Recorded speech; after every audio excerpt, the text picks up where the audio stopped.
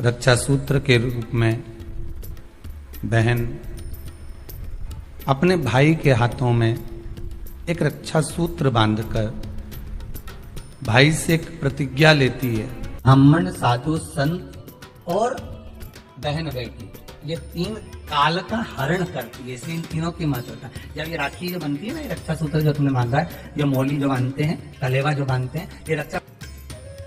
आप नारियल का गोला दो 50 बार दो, 10-10, 20-20 गोले दे दो, 50-50 गोले दे दो, मना नहीं है, हैं 2-4-8 झोला भर के दे दो, हम वो भी मना नहीं करे, एक बोरा भर के दे दो, उसका मना नहीं। और श्रीफल की मूलता है, यहाँ नारियल का जो श्रीफल है उसकी मूलता है। और कितनी सुंदर बात है, नारियल जो बहन भाई को देती है, श्रीफल हाथ भरा हुआ रखती है, भाई को बहन जब श्रीफल देती है तो भाई वही श्रीफल अपनी बहन को कुछ दक्षिणा अर्थात कुछ रुपया रखकर, कुछ भेंट रखकर, कुछ स्वरूप रखकर, जब बहन इतनी दूर से आई वही श्रीफल भाई फिर बहन को दे देता है, ये ले तू ले, तू रख। पर बहन उस श्रीफल को लेकर नहीं जाती, बहन क्या कहती, नहीं नहीं तुझे रखना पड़ेगा, तू रख।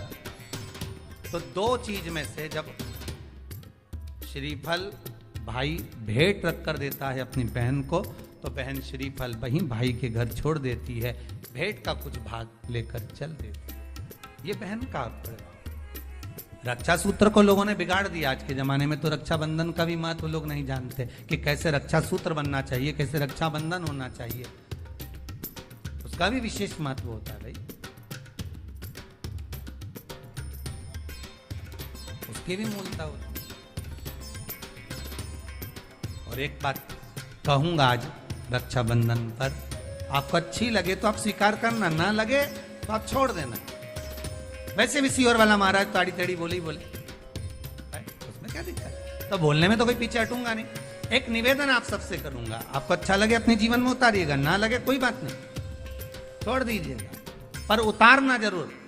बहन से प्रॉपर्टी के चक्कर में कितना भी झगड़ा चल रहा हो, बहन का भाई से एक मकान के चक्कर में कितना भी झगड़ा चल रहा हो, संपदा के चक्कर में कितना भी झगड़ा चल रहा हो, तो भी निवेदन करूंगा, बहन और भाई तुम खूब लड़ो प्रॉपर्टी और जमीन के लिए, पर रक्षाबंधन के दिन कम से कम एक दूसरे के नहीं भी जाओ तो फोन लगाकर जीजी और बहन भाई से, भाई बहन से एक बार तो बात कर लो, क्योंकि धन अपनी जगह रह जाएगा साहब, वहां धन नहीं जाने वाला, आपका व्यवहार जाने वाला, आपका प्रेम जाने वाला। माना उसने कुछ भी करा हो, अदालत में केस लगा दिया हो, 25 केस चल रहे हो अदालत में, 50 बार तुम्हें पेशी पर जाना पड़ रहा हो, 50 बार झगड़े हो गए, 50 बार तलवार लेकर खड़े हो गए, डंडे लेकर खड़े हो गए, एक दूसरे को मारने को तैयार हो गए, पर निवेदन है, एक माता के गर्भ से तुम जन्मे हो, कम से कम उस माता के दूध का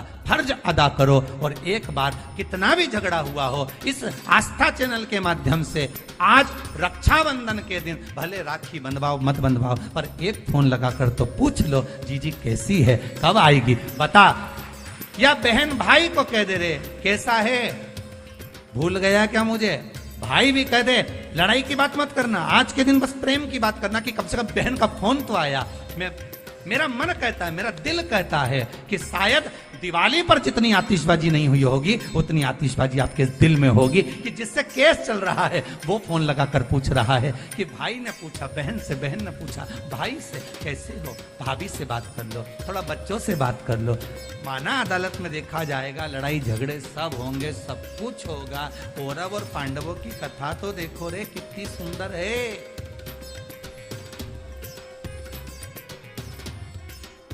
कितनी सुंदर।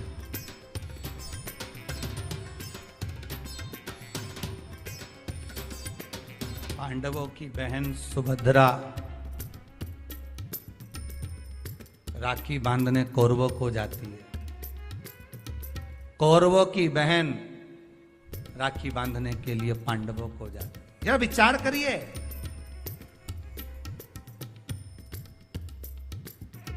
क्या युद्ध के मैदान में लड़े नहीं, क्या युद्ध के मैदान में मरे नहीं, युद्ध अपनी जगह पर है, लड़ाई। नारियल जो बहन भाई को देती है, श्रीफल हाथ भरा हुआ रखती है, भाई को बहन जब श्रीफल देती है तो भाई वही श्रीफल अपनी बहन को कुछ दक्षिणा अर्थात कुछ रुपया रखकर, कुछ भेंट रखकर, कुछ स्वरूप रखकर, जब बहन इतनी दूर से आई वही श्रीफल भाई फिर बहन को दे देता है। ये तो ले। कम से कम एक दूसरे के नहीं भी जाओ तो फोन लगाकर जीजी और बहन भाई से, भाई बहन से एक बार तो बात कर लो, क्योंकि धन अपनी जगह रह जाएगा साहब, वहां धन नहीं जाने वाला, आपका व्यवहार जाने वाला। आपका आज रक्षाबंधन के दिन भले राखी बंधवाओ मत बंधवाओ, पर एक फोन लगाकर तो पूछ लो जीजी कैसी है, कब आएगी बता, या बहन भाई को कह दे रहे कैसा है, भूल गया क्या मुझे। ब्राह्मण, साधु, संत और बहन बेटी, ये तीन काल का हरण करती है, इसलिए इन तीनों की महत्वता। रक्षा सूत्र के रूप में बहन अपने भाई के हाथों में एक रक्षा सूत्र बांधकर भाई से एक प्रतिज्ञा लेती है कि आप इस भूमि पर जब तक मेरे प्राण हैं तब तक मेरी रक्षा करोगे।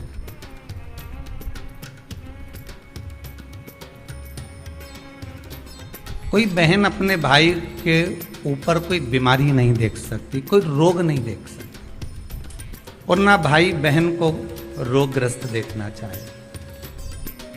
रक्षाबंधन के पहले अपनी अपनी ननद के पास जरूर लगाओ और फोन लगाकर बोलो जीजी कब आएगी तो। सुन, साड़ी वाड़ी लेकर मत आना, या अलमारी भरी पड़ी है, मेरी साड़ियां पहन लेना। क्यों, किस लिए, कारण क्या है, क्यों? माता लक्ष्मी जी ने जाकर राजा बलि की धर्म पत्नी के वस्त्र को क्यों लिया?